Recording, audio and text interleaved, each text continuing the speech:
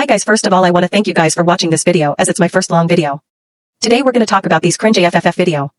So before we start, if you don't know what fanfictions are, these are basically a story where you, the viewer, is the main character and the K-pop idol is your significant other.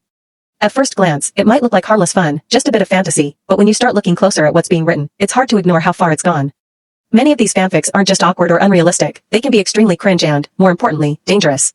They romanticize things like domestic violence, emotional manipulation, and abuse, but frame it as something sweet or passionate. Because so much of the audience for this content is young and impressionable, it ends up shaping their idea of what love and relationships are supposed to look like. And that's not just bad storytelling, that's planting the wrong ideas about romance in people's heads before they've even had real-world experience.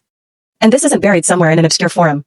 It's out in the open, on YouTube, Wattpad, TikTok, racking up millions of views. Children, literal children, are watching these videos. I can't imagine grown adults searching for this stuff, but kids? They watch it. And I don't even know how YouTube allows it. It was especially bad back in 2021. People were making videos like "Hypen as your boyfriend" when 3 of the 7 members were still teenagers, in the middle of puberty. And yet you had fans writing things like "Hypen reaction" when you were wearing a short dress. Why are you writing sexual fantasies about strangers, a real person who actually exists, by the way, and then publishing it for the entire world to see? This isn't the same as writing about a fictional character. These are living people, and in many cases, they're underage. And the 18+ label doesn't fix it. What do people think happens when they write that? Do they seriously believe an 11-year-old will see it and think, "Oh, I'm 11, I should scroll"? No. They click. They watch it. Which means a child who came online for music videos is suddenly getting exposed to someone's sexual fantasy about a real person. That's not harmless, that's dangerous.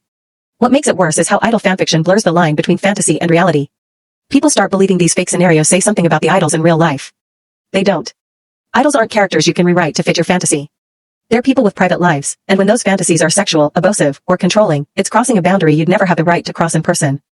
The truth is, K-pop idol fanfiction isn't just another quirky fandom activity.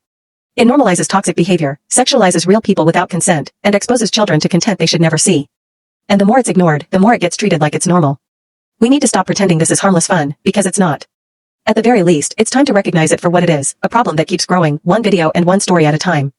And maybe, just maybe, the first step is realizing that respecting someone's work and music doesn't give you the right to rewrite their life.